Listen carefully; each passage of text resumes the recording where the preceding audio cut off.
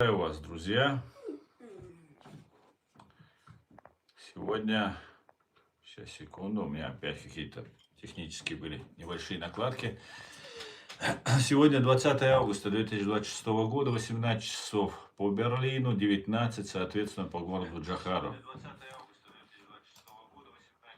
Я вас всех сердечно, друзья, приветствую. Что еще? Всем тем, кто находится в оккупированной Ичкерии, либо фашистской России, пожалуйста, заботьтесь о вашей безопасности, не пишите комментарии, которые как-то могут вас идентифицировать, и не распространяйте ссылку на наш стрим.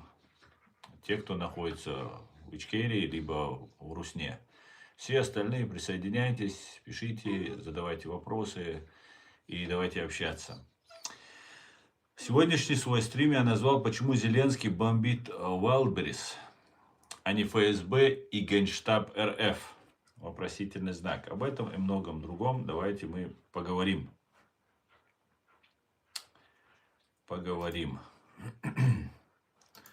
Давно хотел поговорить на эту тему, потому что тема интересная. Знаете, в демократических государствах власть делится, как мы все знаем, на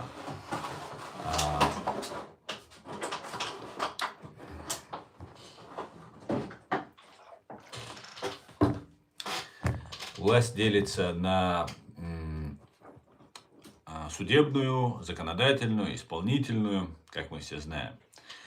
И с этим у Украины, то есть с некоторыми ветвями власти, просто колоссальные проблемы, на мой взгляд. Я об этом сейчас говорю как независимый, абсолютно независимый человек, абсолютно не входящий ни в какие политические, государственные какие-либо органы. Я председатель правозащитной ассоциации немецко-чеченской Human Rights Center Ичкерия, и говорю только лишь свое мнение. Но война уже идет широкомасштабная, полномасштабная война против Украины идет уже с 22 года, более 4 лет. И я вижу, и в том числе по чеченскому вопросу, это такой яркий маркер, я вижу, что в Украине работают люди против Украины. Почему чеченский вопрос это маркер? Дело в том, что Россия совершила геноцид над нашим народом. Не просто какую-то там захватническую войну, даже сейчас в Украине она ведет ее не так кроваво, как она вела ее в отношении нас.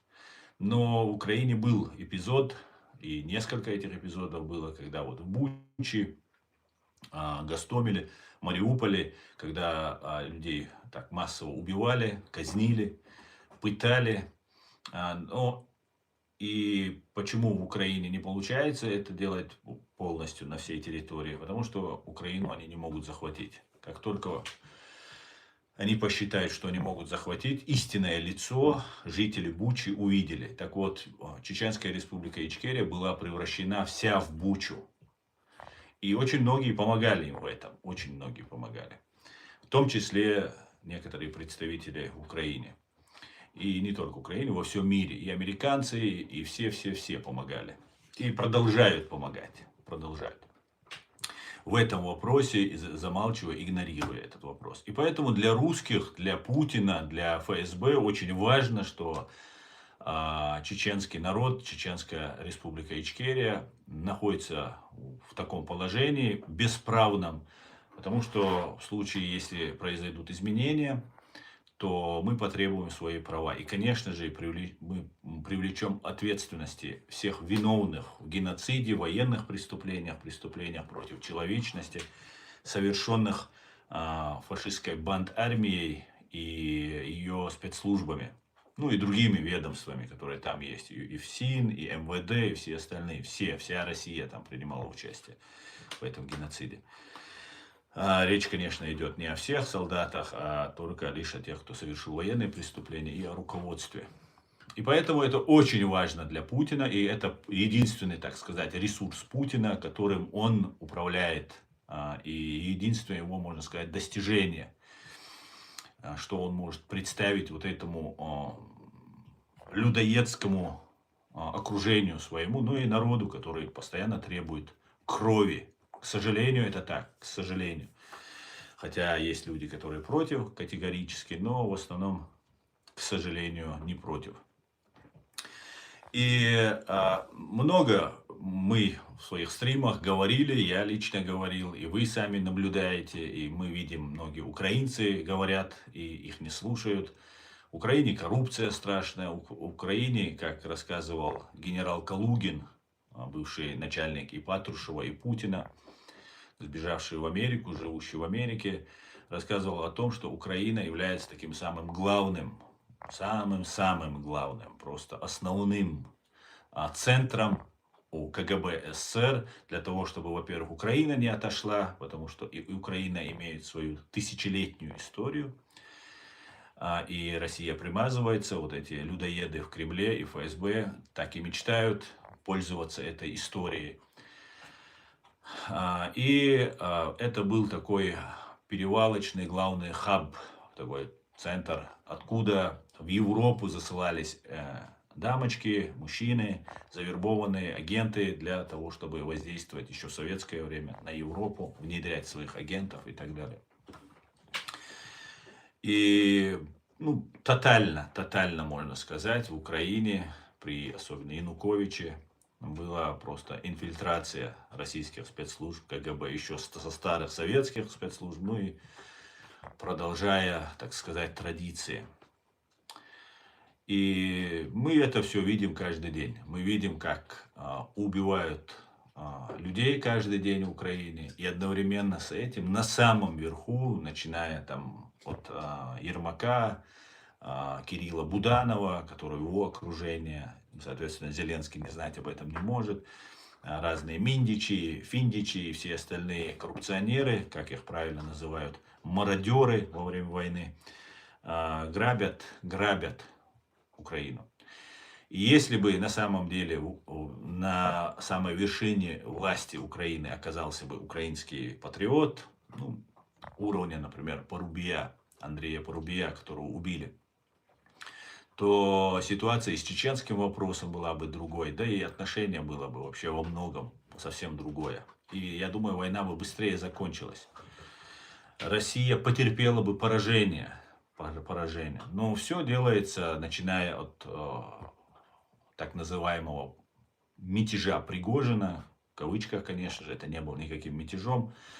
Но почему-то Кирилл Буданов посчитал, что да, это был настоящий мятеж. Соответственно, это дает мне основание полагать, что его это устраивал, этот мятеж. Так называемый мятеж был организован для того, чтобы выявить недовольных российских военных ходом этой войны, ну и фактически их выявить слабое звено и отстранить кого-то от службы, кого-то посадить, а все военные фактически коррумпированы, особенно высокопоставленные на России. Да? Коррупция — это бич не только Украины, но и, конечно, фашистской России.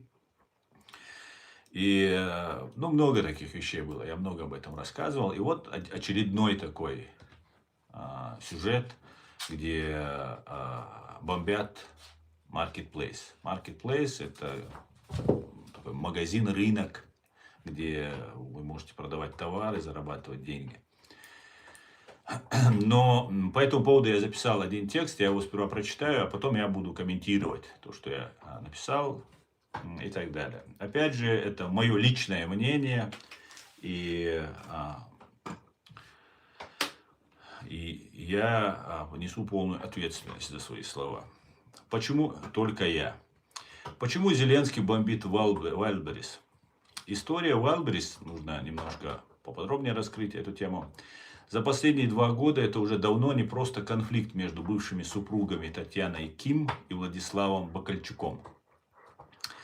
За корпоративным спором быстро проявился конфликт между влиятельными группами внутри российской системы власти. В нем оказались Рамзан Кадыров, сенатор Сулейман Керимов, братья Мирзояны, группа РУС, администрация президента России и в конечном счете военный преступник Владимир Путин. А теперь происходит новая, на первый взгляд, парадоксальная вещь. Украинские силы последовательно уничтожают крупнейшие логистические объекты Валберес. И возникает закономерный вопрос, почему именно Валберес? В России существуют и другие крупные маркетплейсы, прежде всего Озон, Яндекс.Маркет, Мегамаркет, Магнит Маркет, а также крупные торговые площадки вроде Авито и Ламадо. Если речь исключительно о поражении российской военной логистики объектов двойного назначения или инфраструктуры в глубине России, в частности Московской области, то почему систематические удары украинской компании столь масштабно приходятся именно по складам Валберес, тогда как сопоставимые сети других маркетплейсов и террористическое учреждение ФСБ не становятся или военные не становятся аналогичными приоритетными целями. Чтобы понять, необходимо сначала вернуться к биографии самого Керимова и к истории самой борьбы за этот бизнес. Сулейман Керимов родился в 1966 году в городе Дербент, Дагестан, и окончил экономический факультет Дагестанского государственного университета. В 1989 году он пришел работать на махачкалинский завод «Эльтаф», где начал экономистом и впоследствии стал помощником генерального директора. В начале 1990-х происходит резкий поворот. «Эльтаф» вместе с предприятиями-партнерами участвовал в создании в Москве Федерального промышленного банка. Керимов был направлен в Москву представлять интересы предприятия. Впоследствии он получил контроль над банком, а в середине 90-х оказался во главе финансовой структуры «Союзфинанс». Затем появляется «Нафта Москва». В 1998 году Керимов приобрел 55% этой компании, а затем довел свою долю до 100%. Таким образом, его путь к крупному капиталу выглядел не как обычная карьера регионального предпринимателя. В 1999 году Керимов становится депутатом Государственной Думы по списку блока Владимира Жириновского. Здесь возникает еще один интересный исторический слой. Происхождение ЛДПСС, раньше это будущее ЛДПР, раньше она так называлась, связано с обсуждением внутри советской системы идеи управляемой политической оппозиции. Бывший высокопоставленный сотрудник КГБ СССР, в частности Филипп Бобков, рассказывали о роли спецслужб в создании этого политического проекта. Существует также свидетельство о причастности руководства КГБ Владимира Крючкова к обсуждению подобной конструкции. Как утверждают злые языки, Жириновский был агентом ФСБ, а сама ЛДПСС была непосредственно создана КГБ. При этом сам факт происхождения ЛДПСС в советском политико-чекистском контексте известен и документирован. И именно по списку этой партии Керимов проходит в российскую федеральную политику. И здесь возникает еще один вопрос. Керимов оказался членом Комитета Государственной Думы по безопасности. Занимался он вопросами государственной безопасности, деятельностью правоохранительных органов, соответствующим законодательством и взаимодействием с силовым блоком. Почему крупный предприниматель с экономическим образованием оказался именно там? Сам факт членства Керимова в Комитете Государственной Думы по безопасности с учетом реалий российской системы, по моему мнению, уже указывает на его связь с силовым аппаратом, в частности с ФСБ. Если рассматривать всю его биографию целиком, от Эльтава и Московского финансового сектора до Федерального промышленного банка, Союза Финанс, Нафта Москва, ЛДПР, Госдумы и Комитета по безопасности, возникает закономерный вопрос, какая именно часть силового аппарата стояла за Керимовым и какие люди обеспечили ему политические, финансовые и государственные связи, позволившие ему столь стремительно перейти из бизнеса в высшую российскую элиту.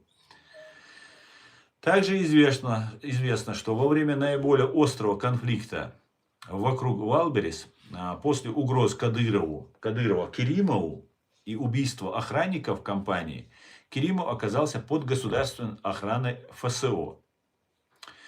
И сам факт государственной защиты в ситуации, когда пехотинцы Путина, Кадыров и Делимханов, отвечающие за силовую составляющую путинской банды в России, публично объявляли о кровной мести, показывает масштаб конфликта и силами, стоящими за самим Керимовым. В 2024 году Валберес и рекламная группа РУС объявила об объединении. Владислав Бакальчук выступил против сделки и назвал происходящее рейдерским захватом. На его стороне публично выступил Рамзан Кадыров. Мы все понимаем, что Рамзан Кадыров не бесплатно все это делает. А Рамзан Кадыров тоже всем на России всем известно, что это такой, знаете, бригадир банды Путина. И он занимается не только своими какими-то проектами, но он, главное его исключительно это Путин и жена Путина, Кабаева. Кому они там все это организовывают, добывают и так далее. Кадыров заявил, что будет защищать Бакальчука и поручил Адаму Демельханову по кличке Палач заниматься вопросом. На противоположной стороне в публикациях оказался Сулейман Керимов и связанные с РУС братья Роберт и Ливан Мирзаяны. При этом юридические владения РУС Керимовым публично не подтверждалось, а представители компании отрицали его отношение к структуре. В октябре 2024 года Кадыров публично заявил о кровной мести Керимову и двум российским депутатам, которых он обвинял в организации покушения. Эти обвинения не были доказаны и отвергались фигурантами. Кадыров не является самостоятельной фигурой российской политики, независимым от Кремля. Поэтому в политическом смысле гораздо точнее рассматривать Кадырова не как самостоятельного чеченского игрока, а как человека, который действует внутри российской государственной системы и защищает исключительно интересы президента России. Именно поэтому конфликт вокруг Валберес нельзя интерпретировать просто как Кадыров против Керимова. Это был конфликт между различными группами внутри путинской системы. Причем сам Путин, по неизвестной пока мне причине, публично не встал на сторону Кадырова в этом корпоративном споре. Напротив, объединение Валберес и РУС формально получили президентскую поддержку, а Путин поручил правительству сопровождать проект. В результате сторона Бакальчука не получила контроль над Валберес. Татьяна Ким сохранила бизнес. То есть, если измерять результат именно борьбой за контроль над компанией, попытка Кадырова добиться победы на стороне Бакальчука закончилась неудачей. В 2026 году происходит то, что невозможно было представить еще 2 года назад. Валберес становится одной из систематических целей украинских дальних ударов по территории России. По данным украинской стороны и аналитиков ESW, с июля по август были поражены 7 из 10 крупнейших логистических центров Валберес. 16 августа был поражен крупнейший комплекс компании в Каледино под Подольском. Рейтер сообщил о пожаре на складе Валберес и гибели человека в Подольске. 18 августа произошел новый удар по логистическому объекту Валберес в Московской области. По данным Associated Press, всего в июле и августе было нанесено около 20 ударов по объектам Валберес. Повреждения могли вывести из строя значительную часть складских мощностей компании. Украинская сторона утверждает, что компания используется для поставок товаров двойного назначения российским военным. И этот вопрос действительно интересен с учетом тотальной мегакоррупции в Украине и инфильтрации ФСБ в органы власти в Украине. Совпадение или нечто большее. И именно поэтому история Валберес заслуживает расследования не как история рейдерского захвата и не как очередной семейный скандал. И самый неудобный вопрос здесь звучит очень просто. Почему Украина бьет именно по Валберес? Потому что это выгодно Путину? Почему каждый раз, когда происходящее оказывается выгодным Путину, рядом оказывается Кирилл Буданов, Владимир Зеленский, Ермак и им подобные? Аслан Арцуев, председатель Human Rights Center Ичкерия. Текст написан, опубликован вчера, 19 августа 2026 года. Сегодня 20 августа. И в продолжение этой темы я задал вопрос искусственному интеллекту и спросил, о чем говорили Владимир Зеленский, Песков, Подоляк, есть такой один деятель в Украине, который абсолютно антиукраинский, ну и, соответственно, античеченский. Владимир Зеленский Сегодня, 18 июля 2026 года, после первых ударов по Электростали и Котовску. Сегодня наши дальнобойные санкции сработали в 3 направлениях: на российской территории, а также на временно оккупированной нашей земле и в море. В частности, ответ на российские удары по нашей гражданской инфраструктуре, по нашим городам и общинам были поражены 2 значительных логистических объекта в Московской и Тамбовских регионах на расстоянии более 500 и около 700 километров от линии фронта. Они были задействованы агрессором для обеспечения поставок подсанкционных комплектующих для производства дронов и навигационного оборудования. 22 июля 2026 года, после удара по Краснодару и Невинномысску, сегодня были успешно поражены дальнобойными санкциями важные цели в Краснодарском и Ставропольском регионах. Логистические центры, задействованные в обеспечении российской армии комплектующими для дронов, навигационным оборудованием и снаряжением, а также была поражена очередная нефтебаза. Михаил Подоляк, советник главы Офиса президента Украины, из интервью, в том числе 24 каналу, Deutsche Welle и другим, июль 2026 год. Wildberries. Подоляк немножко развернутый отвечает, чем Зеленский, который так обтекаемо на все это заявил. Wildberries — это не просто логистический центр. Через эти маркетплейсы проходит 6,2 триллиона рублей товарооборота. Сейчас в 4 областях уничтожено около 12% его логистических возможностей. Но если этот показатель достигнет 30%, торговая логистика в России будет полностью разорвана.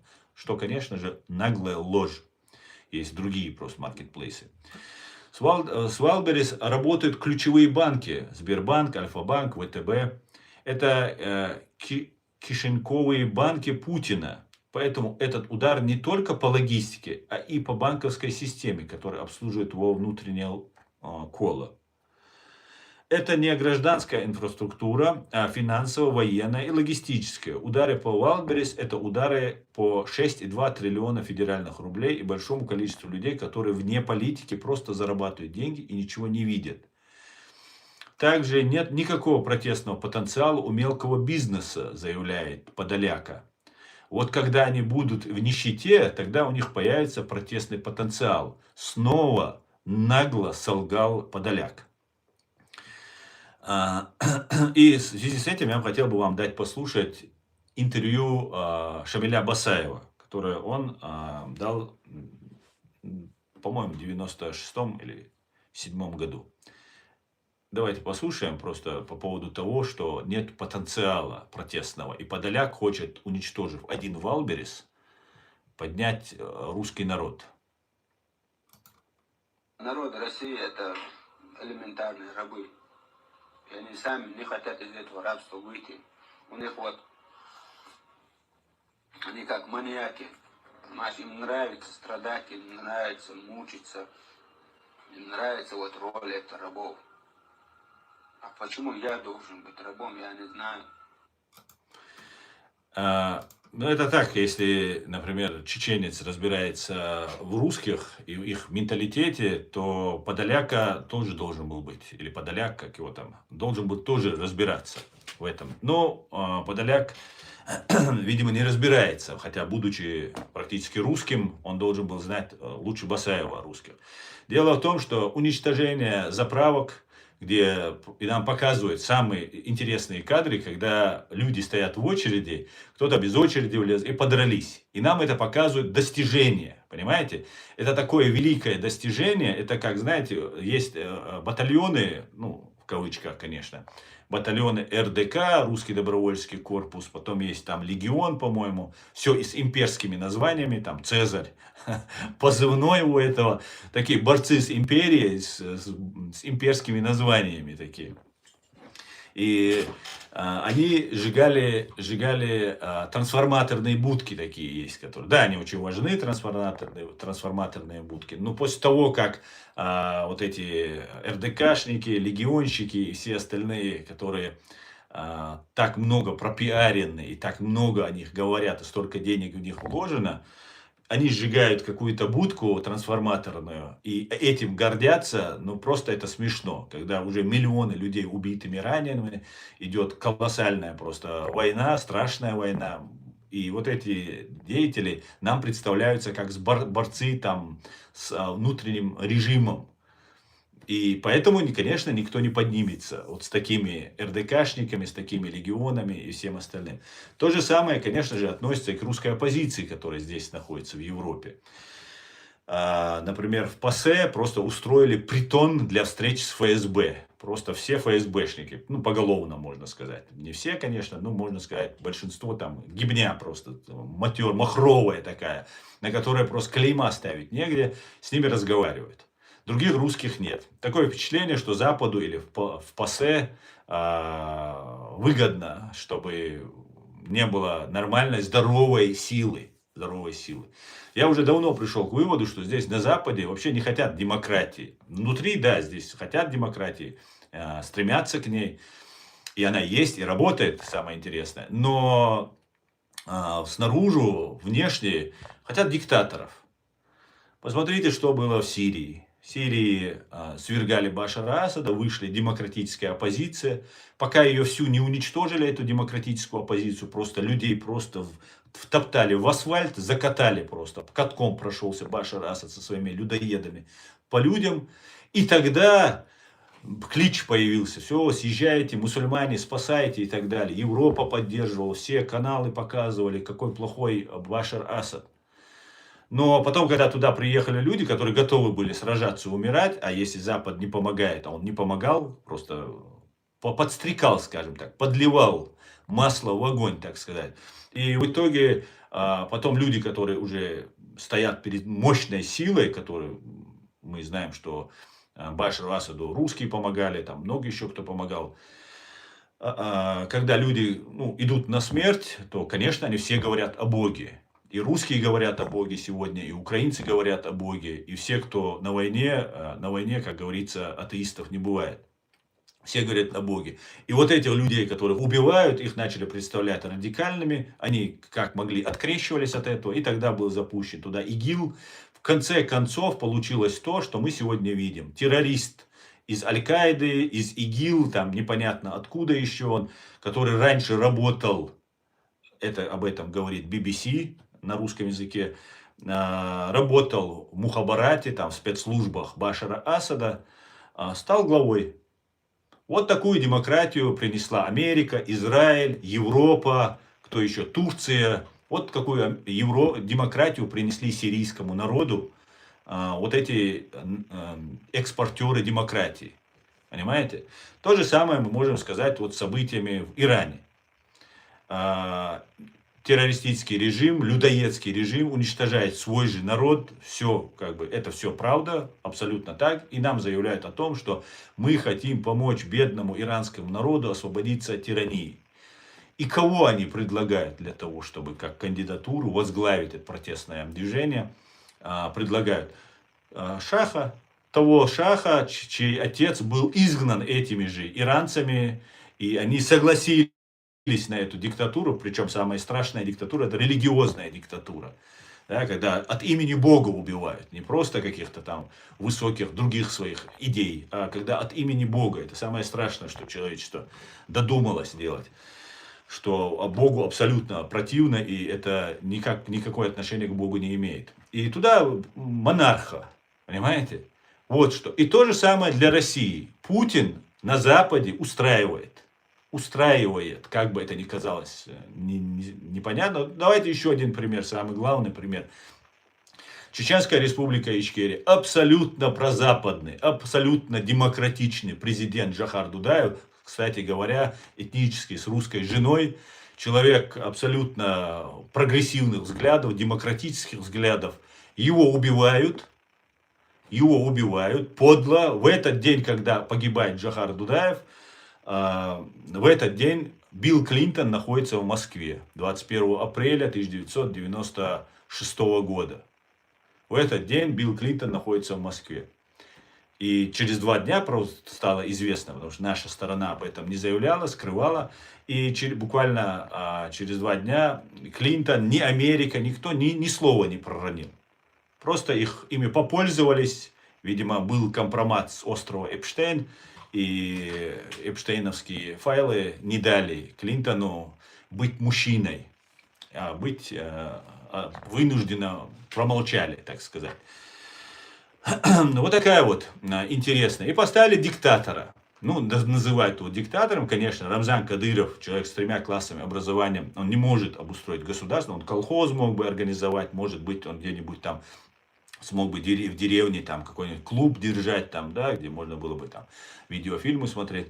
Но государство держать он не мог бы. Конечно, его держит, управляет полностью все. Для него делает ФСБ. Человек с 3 классами образования, вообще ничего не понимает. Никакими своими талантами, да, можно быть неграмотным, необразованным, так сказать, но быть очень умным и талантливым. И пробиваться самому с самого низу. Ну, так не получилось. Пробивался его отец, который реально был, как говорят некоторые, очень талантливым человеком. Но в итоге его убили, по всей видимости, те же ФСБшники. И назначили вот эту марионетку. И он тоже понимает, что его тоже грохнут. Ему просто нужно держаться за руку Путина и делать все, что он скажет. И он делает все, что он скажет. Поэтому никаким диктатором он не является. Это гауляйтер. И вот этот гауляйтер поставлен вместо Джохара Дудаева. Понимаете? И всех это устраивает. Понимаете? Здесь на Западе лицемерно похоронив Джохара Дудаева, лицемерно говорят, что Чечня часть России. Ну, вот в таком мире мы в преступном живем. Ну, давайте вернемся к Вайлдберрис. Дело в том, что сейчас Владимир Путин, давайте, что заявил Владимир Путин, после того, как по какой-то причине Владимир Путин не занял позицию Рамзана Кадырова. Обычно, когда Рамзан Кадыров кого-то убивает, кого-то наказывает, у кого-то что-то отбирает, и когда происходит какой-то большой резонанс по этому поводу, потому что внутри России есть разные силы, одни эти силы, как мы понимаем, теперь стоят за Керимовым, или Керимов входит в этот клан. Например, убийство Немцова, Бориса Немцова. Все, как бы, ну, на Западе известная фигура. Вообще, Немцов был такой тяжеловесом, скажем так, долго находился в политике, во власти. И человек был известен в мире. И когда на Западе здесь начали по этому поводу шуметь, там каких-то людей начали там подставных там использовать, что-то там туда-сюда. И в итоге Путин наградил Рамзана Кадырова. То есть просто взял и подарил ему медальку. Таким образом он показал ему, что вот этого человека я прикрываю, его не трогать. И все, и потом потихонечку все затихло. Но вот с Вайлдберрис по какой-то причине, наверное, в том числе и в первую очередь, потому что идет война, и у Путина сейчас власти не так много, как у него она была в мирное время. И Путин, ну, уступил, так сказать. И потом возникает такой интересный момент. Путин уступает Вайлдберрис, как бы все нормально. А потом украинцы бьют по Вайлдберрис. Вот то, что Путин и Кадыров проиграли внутри какой-то силе, да, это не значит, что это сила за нас. Это сила такая людоедская, других там нет. Но сам факт, что по какой-то причине человек, начавший войну против Украины, его интересы по какому-то странному стечению обстоятельств всегда начинают защищать, отстаивать власти в Украине. Так было очень часто. Так было с задержаниями пленными кадыровцами, которые переходили на сторону Украины. Их сразу же возвращали. Причем при помощи российского агента, россиянина Ахмеда Закаева и его майора Хусейна Джамбетова, который потом уехал жить в Россию и рассказывал, какой он там герой. И вот никак это не смущает украинские власти, что Джамбетов, который изображал из себя украинского воина, вернулся в Ичкерию оккупированную и сейчас там поет оды Кадырову и Путину. Да? Получается так. Поэтому вот эти вещи один на один накладываются. Их очень много можно рассказывать про эти вещи, которые вот косвенно как-то вы можете заподозрить что-то нечисто. Что-то нечисто с властью в Украине. И когда, вот помните, 24 августа, это нужно напоминать, 24 августа 2025 года в центральном детском магазине города Москва на Лубянской площади, это самый большой, самый известный в России центральный детский магазин, то есть 24 августа, День независимости Украины, за неделю буквально, да, около недели до начала учебного года, когда мамы с детишками гуляют по этому центральному детскому магазину, произошел взрыв самодельного взрывного устройства. И пострадал один человек. Это оказался высокопоставленный офицер, по всей видимости, вначале была информация, что это полковник ФСБ Алексей Титов. Ему оторвало 2 ноги и 2 руки. Или наоборот, там 2 руки и 1 ногу, там что-то, очень тяжелые повреждения получил. И по горячим следам мы видели, я это комментировал еще тогда, сейчас все почистили, там уже мало что можно найти на эту тему. Продавщица в этом магазине нам рассказывала, что было удостоверение ФСБ у этого человека и был телефон. Телефон кнопочный, которым, как мы все знаем, никто не пользуется. Причем телефон в разобранном виде. Видимо, в момент, когда он пытался подсоединить, это именно тот телефон, и вот этот газовый баллон, маленький газовый баллончик, часто используется для производства самодельного взрывного устройства. И используют вот этот кнопочный телефон. Его подключают, потом сдалека звонят на этот телефон, происходит звонок, и в этот момент происходит взрыв. И вот эта женщина сама рассказывала. Это есть все, и у меня в архивах есть, и я это выкладывал. Все это имеется в доступе. После этого, через 3 дня, то есть русских детишек, московских детишек, должен был убить на 1 сентября, вероятно, или в эти дни, и в этот день должен был произойти, скорее всего, взрыв. Бомбу там сутками держать не стали бы. Тогда было очень много людей в этом, детей с родителями и так далее. То есть должны были погибнуть российские, московские, русские детишки. И одновременно с этим 24 августа, День независимости Украины, обратите внимание. И через 3 дня в Миннеаполисе произошел расстрел американских детей, сумасшедшим, у которого на автомате, на оружии были надписи на славянском и похожем на украинском языке. И в Миннеаполисе, тоже по стечению обстоятельств, очень большая украинская диаспора. И можно было бы как-то связывать это, если бы Алексей Титов не подорвался бы на своей же бомбе. И тогда бы получилось бы 100%, нашелся бы какой-нибудь украинец или какой-нибудь мусульманин, который в Украине они присутствуют, которые воюют за Украину, и сказать, вот радикалы взрывают детишек на День независимости Украины, и потом одновременно убивают в Америке американских детей, сумасшедшие. И вот видите, это такая связь, это чтобы мы, чеченцы, через все это прошли. Именно так в отношении нас поступала фашистская Россия, ФСБ. Именно так они вели. И я, конечно же, это сразу же чувствую, потому что я вижу это. И начал я сразу над этим работать. И начал об этом кричать, говорить, писать, распространять информацию, приводить пример. Каждые 3 дня они обычно делают теракты. Об этом я это тоже говорил, что каждые 3 дня будет теракт. Вот сейчас в Миннеаполисе произойдет, еще один произойдет через 3 дня. Видимо, 3 дня, именно так они в отношении нас действовали. Я это ничего не выдумывал, просто фиксировал, как они в отношении нас себя вели. И через 3 дня после Миннеаполиса был убит Андрей Порубия. Один из величайших людей Украины, величайших патриотов Украины.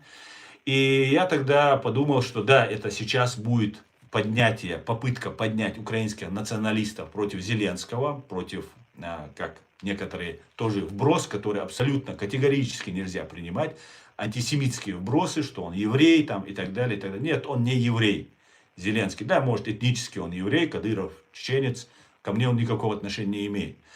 Поэтому это КГБшная тема, поэтому я подумал, что нужно категорически сделать так, чтобы люди не восставали, и особенно, когда пойдет процесс против Зеленского, против его окружения, чтобы это не перелилось в антисемитизм против евреев, чтобы это не устало. Потому что если вы хотите реального виновника, то ищите его на Лубянке.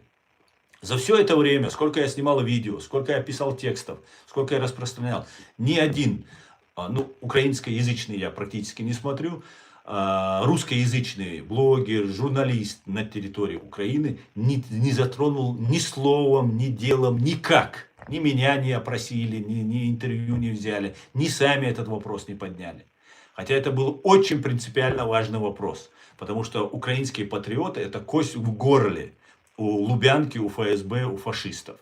И, по всей видимости, тут на Западе тоже есть люди, которые хотели бы, чтобы украинские патриоты, украинские националисты, не люблю это слово националисты, которые были представлены, знаете, такими антисемитами. И вот все, плохие люди, фашисты. Любая ксенофобия, исламофобия, иудофобия, христианофобия, любое проявление массовой ксенофобии, это фашизм, самый настоящий. И, к сожалению, мы на самых верхах сегодня это видим. И не только в Украине. В Украине мы это не видим, я имею в виду, в мире мы видим, да, даже в Америке мы видим просто откровенный махровый просто фашизм иногда проскакивает у некоторых отдельных товарищей. Вот такая ситуация была. И главное, что вы знаете, протестное настроение, протестное движение, которое под ним поднимается, которое понимает, что нельзя так продолжать воевать, сколько нужно еще похоронить украинцев, чтобы люди, в конце концов, сказали, хватит. И вот в этот момент, когда они будут говорить хватит, в этот момент им подсунут еврейский вопрос. Скажут, вот смотрите, это во всем евреи виноваты. Ни Путин, ни ФСБ, ни Патрушев, ни Алексей Титов, который подорвался. А нужно было провести расследование, кто является начальником Алексея Титова. Моментально, быстро среагировать. И все, и мы тогда узнали, кто расстрелял детишек в Миннеаполисе. Это все звенья одной цепи. Звенья одной цепи. И я это говорю, потому что мы все через это проходили и до сих пор находимся в этом состоянии. Не так сейчас, как в Украине, но работа в этом направлении ведется.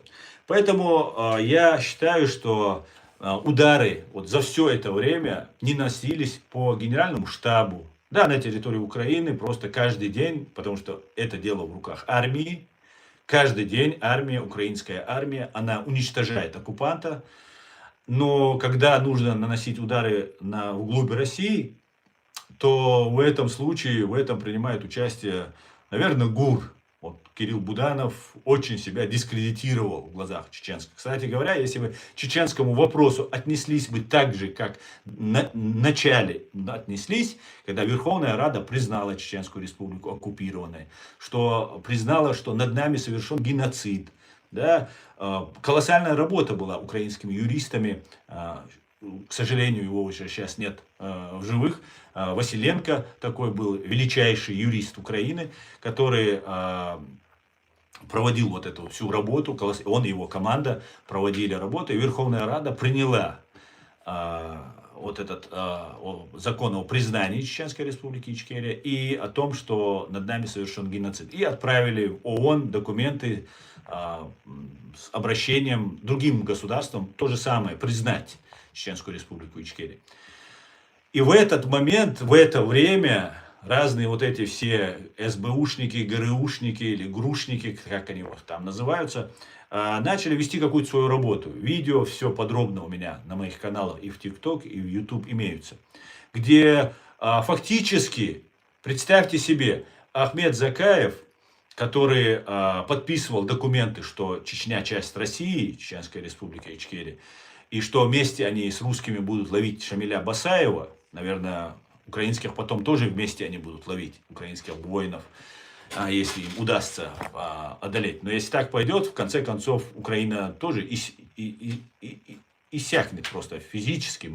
Все ресурсы, человеческие ресурсы, это не бесконечный же ресурс, человеческий ресурс. Даже если финансово помогают, финансово, технологически помогают, то человек, который считал нашу Ичкерию частью России, Ахмед Закаев, подписывал с русскими документы о том, что Чеченская Республика Ичкерия часть России. Этот человек был украинскими разными представителями продвинут. И идет конференция, куда Закаев тоже был приглашен, но он почему-то не пришел на эту встречу, потому что там была Алла Дудаева, вдова первого президента Джохара Дудаева, и Аят Эдигов, бывший председатель парламента Чеченской Республики Ичкерия. И эти люди входят единственный легитимный орган чеченской власти, Чеченской республики Ичкерия, президиум правительства Чеченской республики Ичкерия. И фактически Аллу Дудаеву затыкают, просто обрывают ее на разговоре. Нет, не говорите об этом, перестань, перебивают. То есть Украина, Верховная Рада принимает, что Чеченская республика Ичкерия оккупирована. Люди, которые вместе с этим Василенко, он тоже в этом зале находится, на этой конференции, тогда еще он был жив, находится в этом зале. Эти люди задвигаются, и выдвигается человек, который говорит, что Чеченская республика часть России. Фактически завтра украинцам скажут: вы что говорите вообще? Вот смотрите, он же сам говорит, вы лезете в наши внутренние дела. Вот смотрите, представитель, который говорит, что Чечня часть России. Понимаете, какой казус просто получается для Украины, для государства в целом получается. Как выставляется Украина, в каком свете выставляется. И если бы чеченский вопрос изначально был, как Верховная Рада задала тон и в этом направлении двигалась, пригласили бы наш президиум правительства, которому практически все чеченцы доверяют. И поэтому чеченцы до сих пор здесь в Европе молчат. Потому что мы знаем, кто такой Закаев. Чеченцы знают. Кто не знал, я уже всем рассказал. А в основном, кто в теме, так сказать, с первой войны, со второй войны, все прекрасно знают, кто такой Ахмед Закаев. Поэтому никто не идет поддерживать Закаева. Поэтому там не собралось, как он рассказывал сказки, 300 тысяч чеченцев придут помогать Украине и так далее. Потому что не придут. Понимаете? Не придут. А те бойцы, которые там воюют, от 3 до 4 тысяч, в разных подразделениях Украины, не идут. Там несколько человек вокруг Закаева, постоянно какие-то батальоны, какие-то сказки имитируют, симулируют, что какие-то там батальоны у него и так далее. Чеченские бойцы, когда видят, что там стоит Закаев, вот эта группа, переходят на другую сторону улицы, чтобы не здороваться, потому что там есть бойцы, которые и втянуты, и обмануты. А есть бойцы, которые знают, кто такой Закаев, и не идут туда. Они с украинских теробороне, там, других подразделениях воюют, но не идут туда. И чеченцы, которые воюют сейчас на стороне России, вот был пример, 2 примера, да, очень показательные. Есть такой журналист Бутусов в Украине. Вот этот Бутусов был такой зэк, который записался в вагнеровцы и пошел, его звали Евгений Нужен. И оказался он совсем не нужен никому. Этот Евгений Нужен перешел на сторону Украины. И сказал, что и у него Бутусов берет интервью. Журналист Бутусов, который абсолютно, я не доверяю этому человеку. От слова совсем просто не доверяю. И вот этот Бутусов взял у него интервью и спрашивает: а что вы пришли? Он говорит: я сидел в тюрьме, я понимал, что у меня есть шанс выйти, и я хотел перейти на сторону Украины. Изначально он пришел, чтобы выйти из тюрьмы и перейти на сторону Украины, и воевать за Украину. Но он был в банде Вагнер. А у Путина 2 банды. Была банда Вагнер и банда Кадыров. Понимаете? 2 частные военные банды. Вагнер и Кадыров. И вот и эти 2 банды не могут сдаваться в плен. Эти 2 банды, они дискредитируют Путина. Путинские бойцы, они в плен не сдаются. Они все там без страха и печали, и упрека, и все такие смелые, идейные и все остальное. Хотя обычные бандиты, которые за деньги. Россия нас называла боевиками. Боевик, нас, чеченцев, это вооруженный бандит. Она нас называла боевиками. То есть мы вооруженные бандиты были. Так вот, в этой войне и в нашей войне, против нас в войне Россия также себя вела. Но в этой войне мы просто открыто видели, как Пригожин прилетал в тюрьму, оттуда забирал боевиков и отправлял их на фронт. Просто как мясо их посылали туда. Так вот, этого Евгения Нужена сперва подняли на самый верх, чтобы все вагнеровцы увидели. Это сделал Бутусов. Все, не только вагнеровцы, вся Россия увидела. А потом его отдали России. И за это никто не ответил до сих пор в Украине. Евгения Нужена привязали к шлакоблоку и кувалдой разнесли ему голову. Так, на минуточку. Это было показательное устрашение. И потом, представьте себе, с какими людоедами мы имеем дело. Вот эту кувалду с надписями, они, такую же, подобную кувалду, они друг другу дарили, хвастались там и так далее.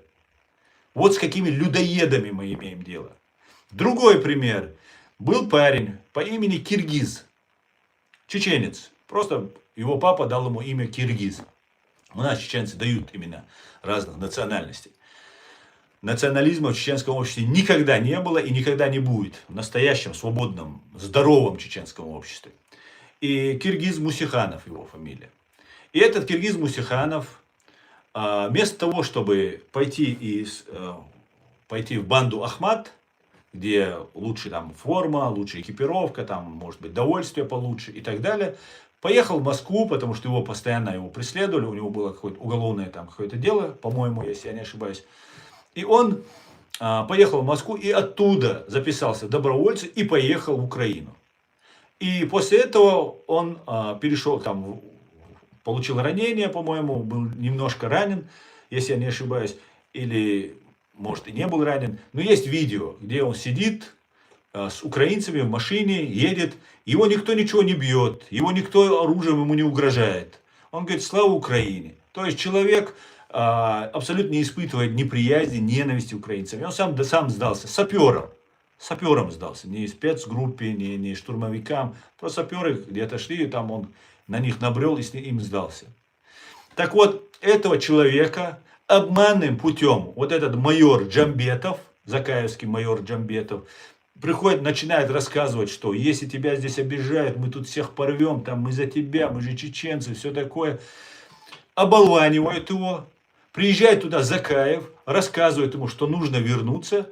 И прилюдно раскрученного, показанного, эти украинцы, вот эти саперы, которые его везли, он сидит в этой машине, ну, практически все чеченцы, кто на фронте, они увидели это.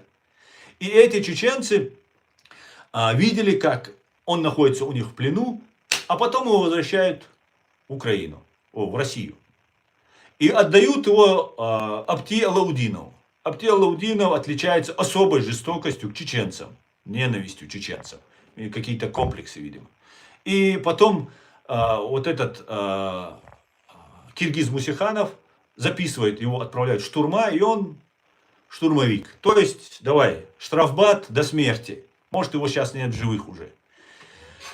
Конечно, после этого, когда там вы Закаева показываете по всем каналам, Гордоны, Мордоны, потом другой есть еще один, Гордон есть, и у Гордон хватило наглости, хватило ума не быть таким наглым и не показывать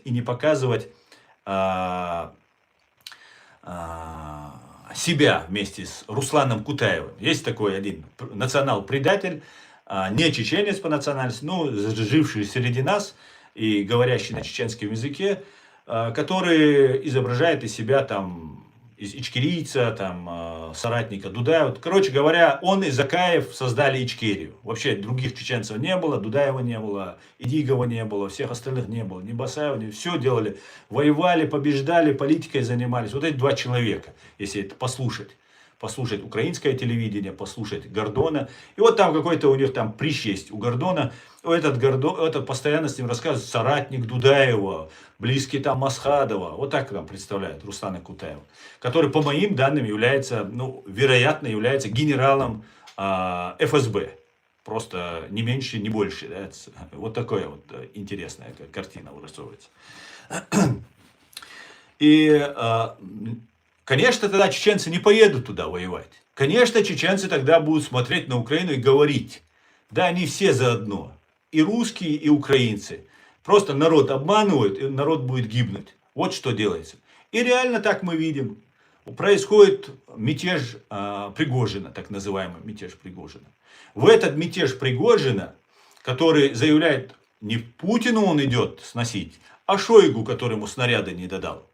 Ну, как бы намек идет на Путина. И здесь на Западе проплаченные или полезные идиоты начинают то же самое делать. И вот в этом и Кирилл Буданов на голубом глазу заявляет, представьте себе, заявляет о том, что это был настоящий поход.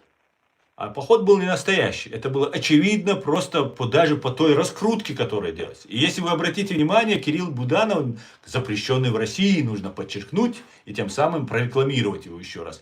Но постоянно его фотография где-то, там у Соловьева вы можете видеть. Кирилл Буданов такая звезда, чтобы все россияне знали, кто он такой. Вот как ведется работа против Украины. Вот что я вижу, и что я фиксирую, и что пытаюсь доносить до людей. Как-то так, друзья. Давайте, я смотрю здесь около 2000, сейчас больше 2000 смотрела. Тема интересная, по всей видимости, и вижу очень много комментариев по этому поводу. Я не знаю, как здесь все это разгребать. Друзья, пишите, сейчас постараюсь прочитать ваши комментарии. Ну, конечно же, здесь путинские все вот эти прихвостни. Кстати говоря, знаете, путинские прихвостни, если вы за Путина, то вы против русских и всех россиян. Понимаете? Так, на секунду я вам объясню, да. Путин развязал эту войну, и Путин сейчас все переложил. Сперва он платит деньги вот этим головорезам. Деньги можно печатать, инфляцию можно удерживать, а потом инфляция, она произойдет. Тотальная, галопирующая инфляция, как при развале Советского Союза, потому что все надо будет потом переформатировать. Но здесь на Западе не хотят развала России. Здесь на Западе хотят, чтобы клыки, которые есть у этого бешеного зверя, не были против Запада, против Америки, против Европы, а были против нас. Их это устраивает. Наши проблемы их не волнуют. Их волнует, чтобы их не убивали, чтобы к ним сюда это не пришло. Поэтому они не хотят развала России. Они постоянно, вот дежурная такая фраза, мы будем заниматься ядерным вопросом, атомными бомбами, разоружением там, и так далее, и так далее.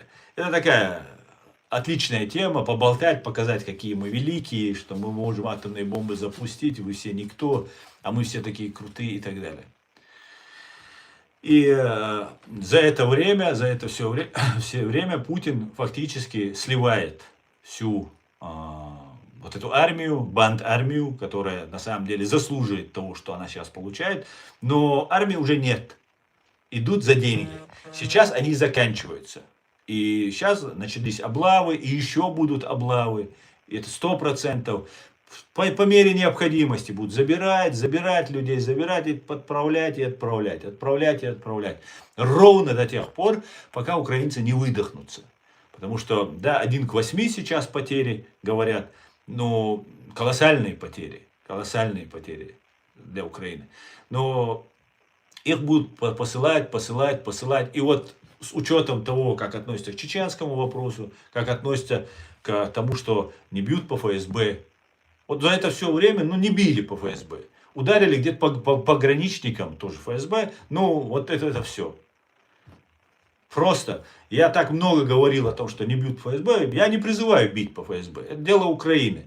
Причем мне абсолютно все равно. Призывают, я и так объявлен террористом, экстремистом. Моя организация объявлена экстремистской. Мне терять нечего.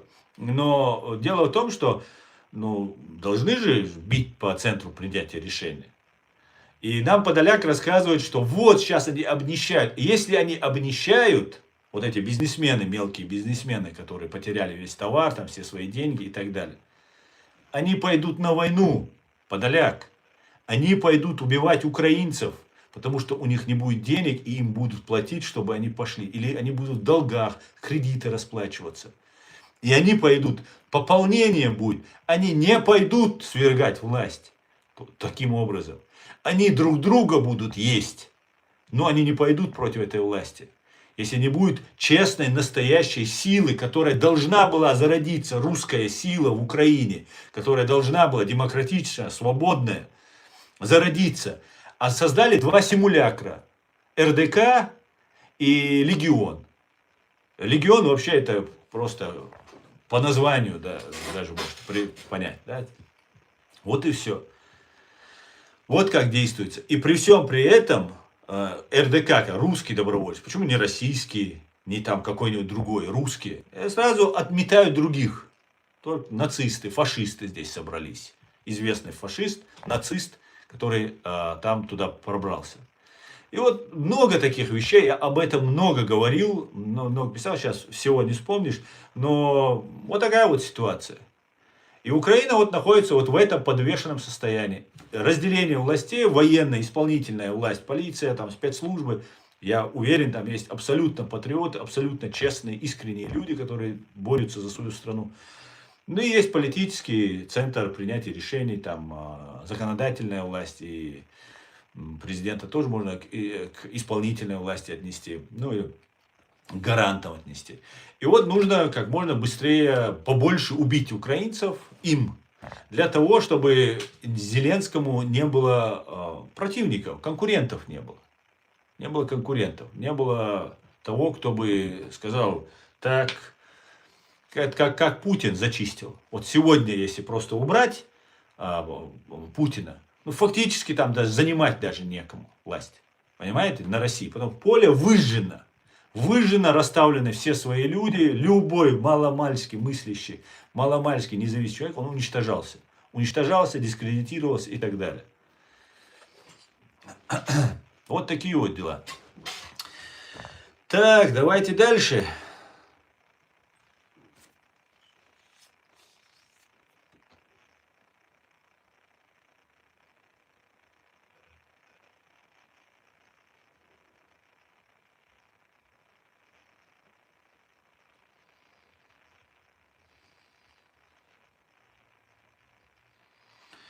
Один к 8. Совершенно верно, Юрий Шилов. 1 к 8. Один украинец, один свободный человек против 8 рабов, орков за деньги, боевиков. Просто самых настоящих русских боевиков. За деньги, которые идут. Бандиты, убийцы, все бомжи. Просто зачищено все. Россия очищают они таким образом. К чему бы это все? Ну, русских это устраивает. Там есть там кое-какие. Ну, даже, знаете, ваши, которые какие-то более какие. Там тот же Леонид Ивашов, там есть такой деятель. Ну, не хватает чуть-чуть мужества, не хватает там стукнуть кулаком, сказать, как есть просто. Вот сейчас последний раз чуть-чуть там фразы обронил, он так пытается не попасть под этот каток. Но, извините, раз ты генерал, и ты видишь, что твою русню уже уничтожают, а когда уничтожали чеченский народ, что-то я не видел про эти какие-то природу, человечность, там какое-то там, про что там Ивашов сейчас рассказывает. Но сейчас начал рассказывать. Ну, хотя бы сейчас, когда уже самого уже свой народ уничтожается. И то не хватает, душка не хватает. Стукнуть, сказать, так, русская армия, русские офицеры, где вы все? Да, давайте, не скажут, не скажут. Они просто, моя хата с краю, ничего не знаю. Вот что будет.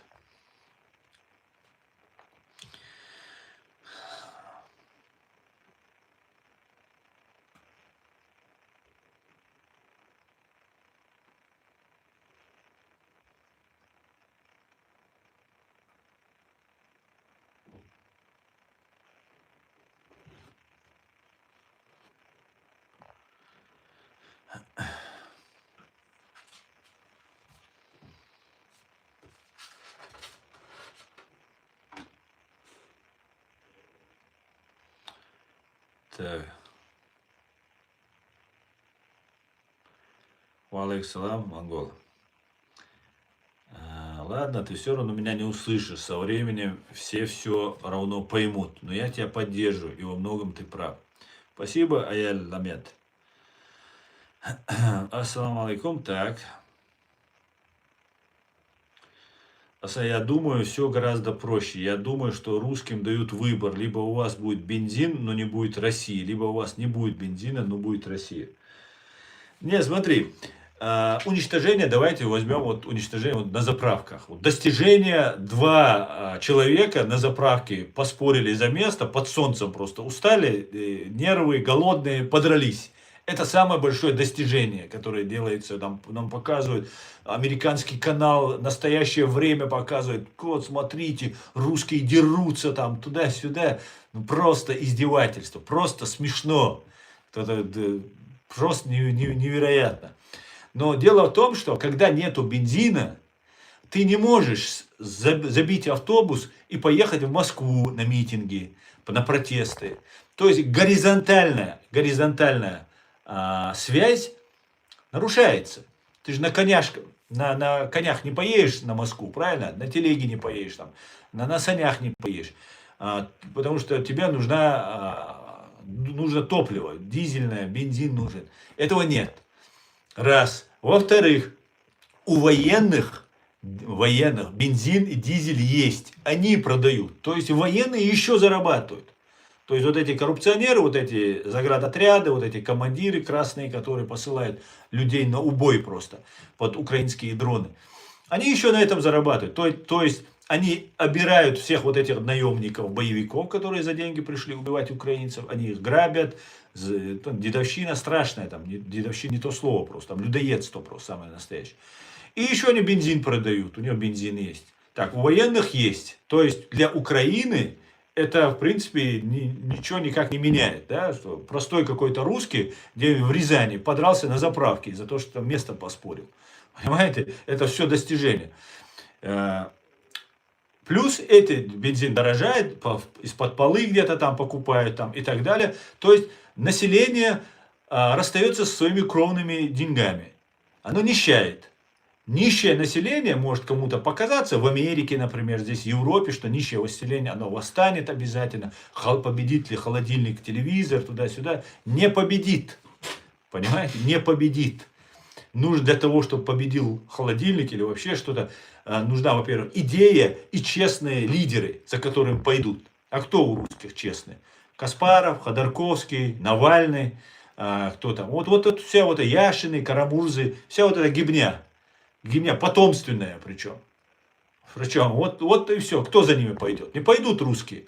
В Советском Союзе и в нынешней фашистской России огромное усилие прилагалось против чеченцев. Украинцев, огромные усилия. Так вот, можно сказать, конкурировали с чеченцами, потом как их пытались разобщить, уничтожить, подконтрольно взять и так далее. Это были сами русские. Спецслужбы атомизируют русских, разлагают русских. Ничего не оставляют у русских, понимаете? Чтобы они не стали какой-то нацией, этносом, который имел чувство собственного достоинства. Нет, это тебе не нужно. Твое собственное чувство собственного достоинства, это что ты не тварь дрожащая и топором пошел рубить соседа. Вот твое величие. Вот все величие заканчивается русского на это. Вот какая программа заложена. Так вот, военные с бензином и еще с деньгах, население нищает, бензина нет, чтобы были какие-то горизонтальные связи для протестов, население на самой России в таком виде восставать не будет, то есть, соответственно, нищие, озлобленные, они пойдут воевать против Украины, им дадут немного денег, что сидишь, жена скажет, иди давай.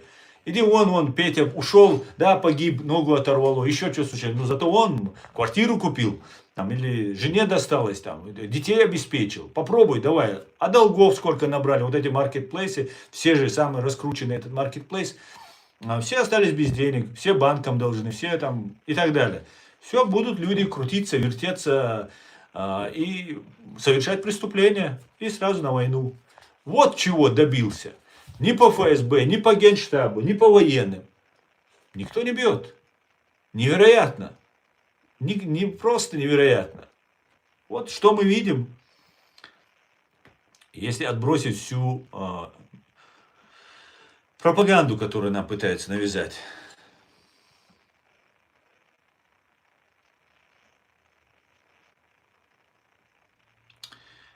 Так. Почему вся эта гибня до сих пор в украинском информационном поле? Я уже устал это повторять. Гио. Да, Гио, к сожалению, да. Очень много.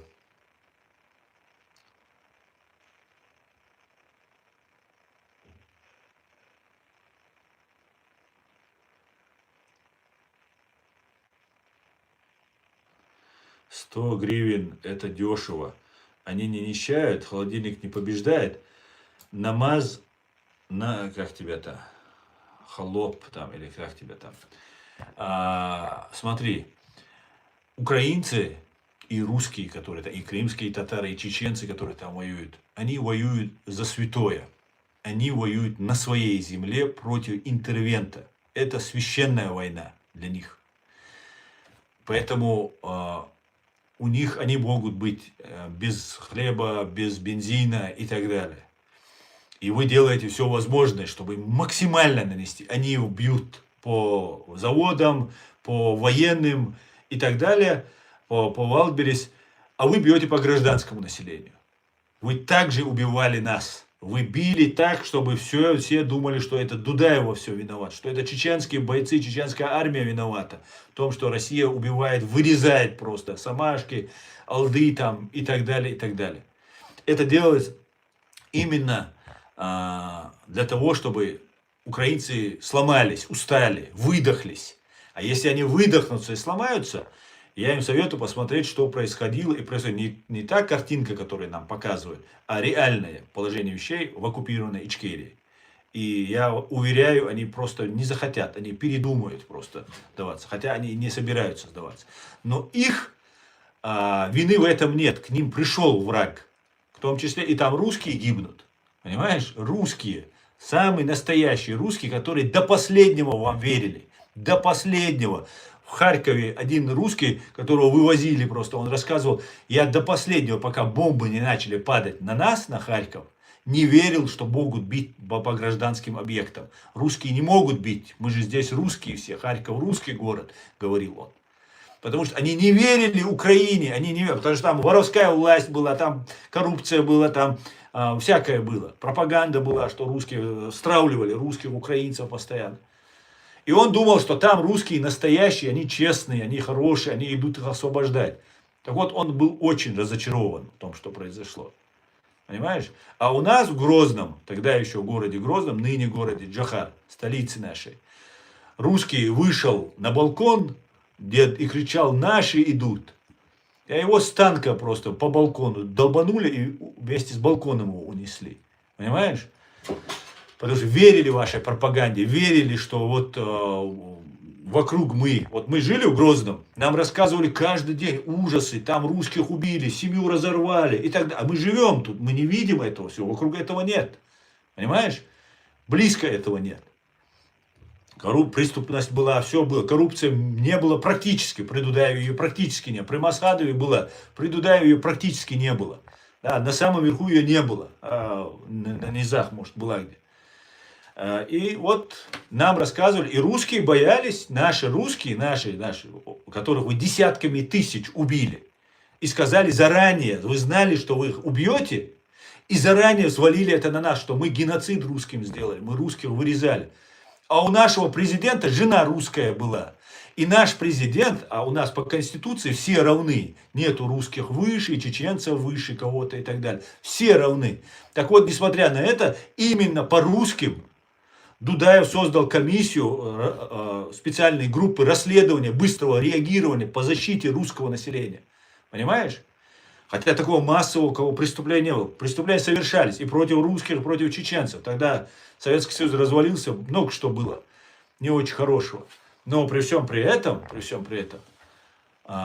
зная, что вы убьете эти десятки тысяч наших граждан, мы кого-то вывозили. А у русских не было в деревнях, в аулах, в горах родственников. И они оставались, тем более наши идут. Мой сосед говорил, наши скоро придут.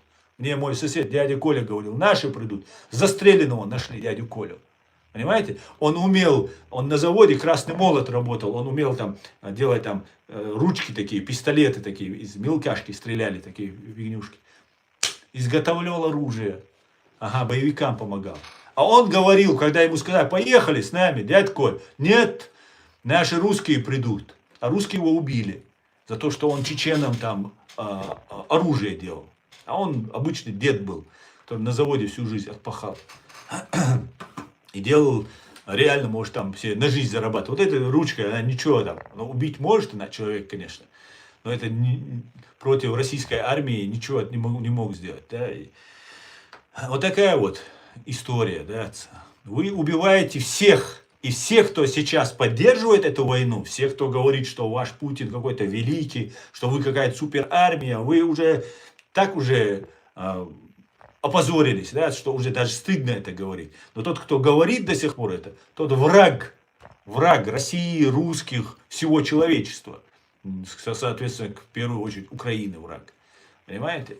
Вот какая ситуация. Здесь, в Европе, здесь агентура ФСБшная, Ходорковские, Каспаровы, Фейкины, Мейкины. Вот это вся просто вчерашняя гибня вся здесь. Внутри России такой же, ну, как мы понимаем. В Украине такая же система. И все. И здесь, на Западе, это устраивает. Просто устраивает.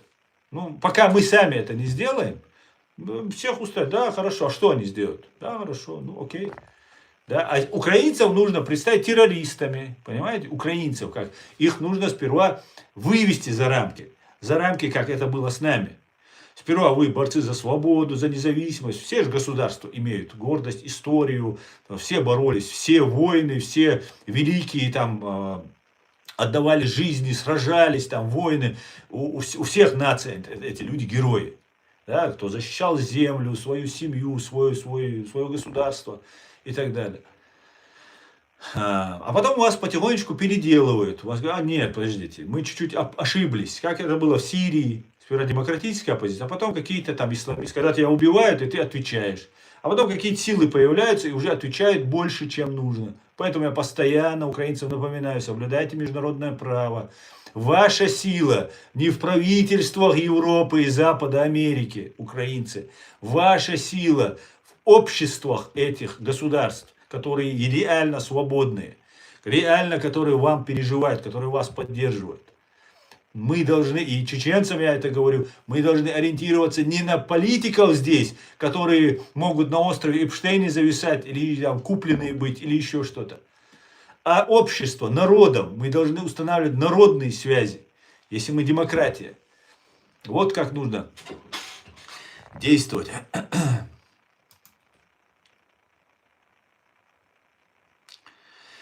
Так, сколько мы в эфире? Мы уже почти 1,5 часа. Да? Сколько? Чеченцы порядочные, многие. Так, это, говорит, Виталий. Хорошо, что преступление Украины. Так.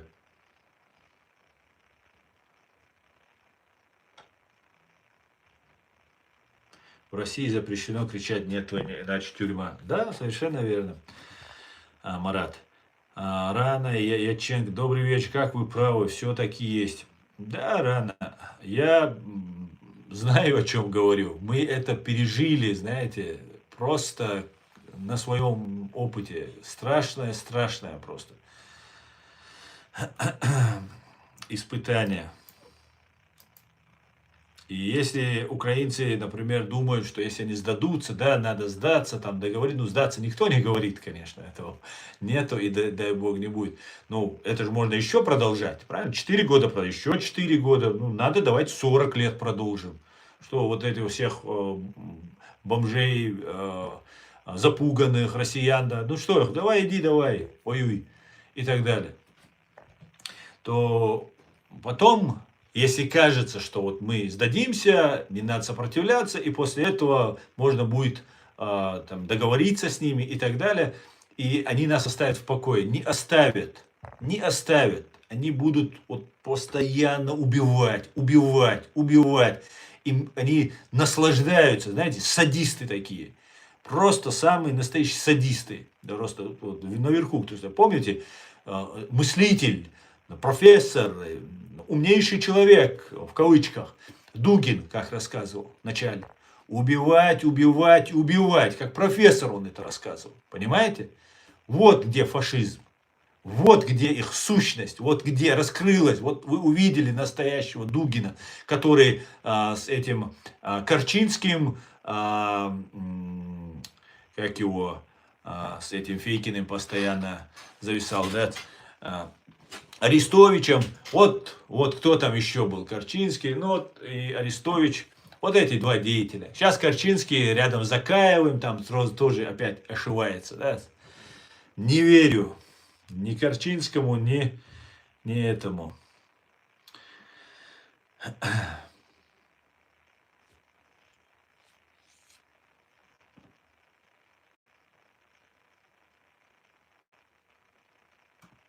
Доков. Дружище, на их языке это звучит... Я просто не хотел это слово говорить. Да.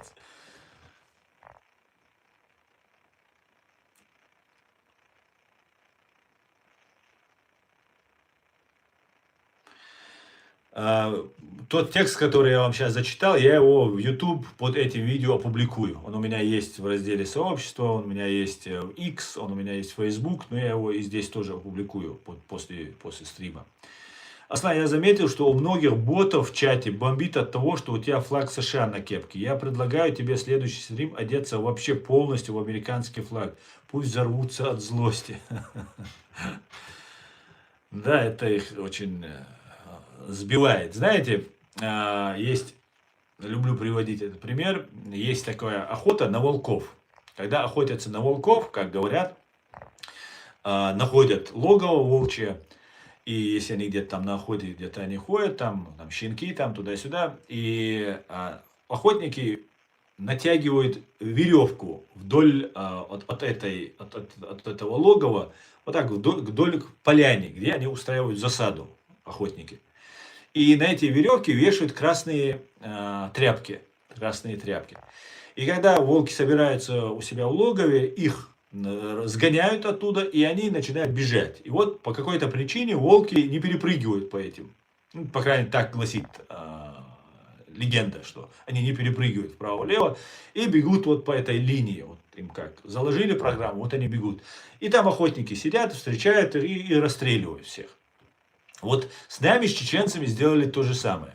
Джохар Дудаев был абсолютно проамериканский. Есть такая даже фотография, где в Буденновске мы все были проамериканские.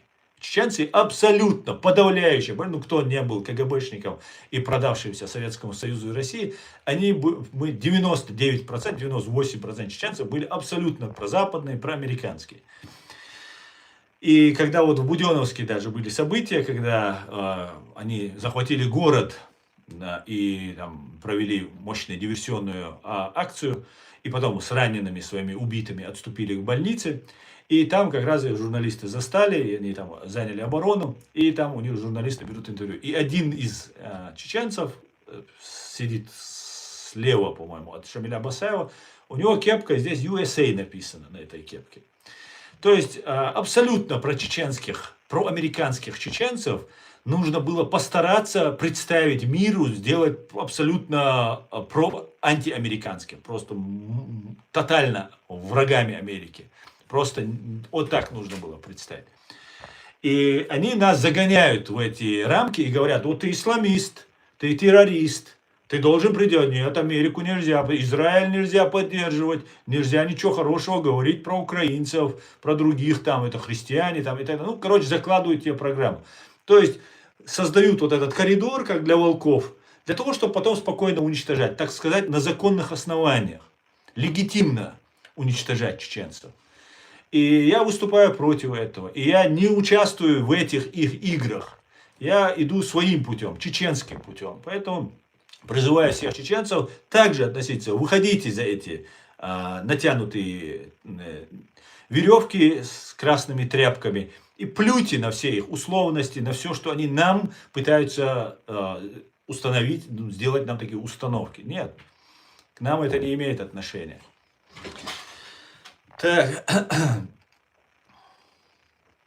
Конечно же, у меня к Америке есть претензии. Это не значит, у меня есть претензии к поведению нынешней администрации. Мне очень много различий. Я поддерживал Трампа. Ну, поддерживал, потому что тут один человек очень там его поддерживал. И я считал, что да, что вот реально что-то хорошее принесет Трамп. Он не принес ничего хорошего. Он катастрофу принес, к сожалению. Еще нет, конечно. И победили полностью американцы. Иран однозначно просто разнесли в пух и прах. Ну и те просто там, знаете, пакостят, да, там где-то там пытаются. Ну, конечно, тоже не очень, не то, что не очень, очень неправильно. Война была не для победы, военные победили, свою фазу военные выполнили. Четко и на 5 с плюсом. Но убийство детей в школе, девочек, ну и многие такие моменты, которые были. Это было сделано для хаоса, для того, чтобы потом Россия взрывала Европу, Германию в частности. Но при этом это делают иранцы, как будто это иранские боевики, террористы и так далее. Но Германия не стала принимать в этом участие. Это первый раз в истории, когда все практически страны отказались, сказали, нет, мы в этой авантюре, вот в этом бреде собачьем просто принимать участие не будем. И слава Богу, слава Богу, слава Богу. Так, ну, репутационные удары Америка еще понесла и понесет из-за этого. Несет, каждый день несет за то, что вот случилось. И сейчас как-то нужно выбраться. И сейчас хотят все свалить на еврейский народ. Просто на всех евреев причем. Тоже так интересно. Как будто Нетаньяху там не дружит с Америкой, с Англией и так далее. Еще власть Украины боятся настоящих чеченцев, что за этими чеченцами пойдут настоящие украинцы и выгонят Россию. Украинцам не хватает настоящих героев во главе. Да, к сожалению, FG не дают таким украинцам пробиться. Помните, был Сашко Белый, Александр Музычко. И вот так его убили. Прямо перед началом широкомасштабного вторжения. Его убили. Почему убили? Потому что вокруг него собрались бы чеченцы. Настоящие чеченцы потянулись бы к нему. Другого центра притяжения. Он у нас воевал, он за нас воевал. Это был наш человек. Это был в войнах. И они его убили. Его убил Аваков, вот МВД, вот его эти головорезы убили его. То же самое, абсолютно правильно ты говоришь, да. То же самое произошло с Исой Мунаевым. Иса Мунаев приехал, и по какому странному стечению обстоятельств погиб. Очень странно все произошло, непонятно как, что, где, все, погиб, нету Исы Мунаева. Остальные, не разбираются в политике, не хотят светиться и так далее. Наш Иса был генералом, был публичной фигурой, его убили. Убили. Вот и поэтому вот Закаев, Закаевщина, вот кто им нужен. К сожалению, Украине это не помогает никак. Только вредит.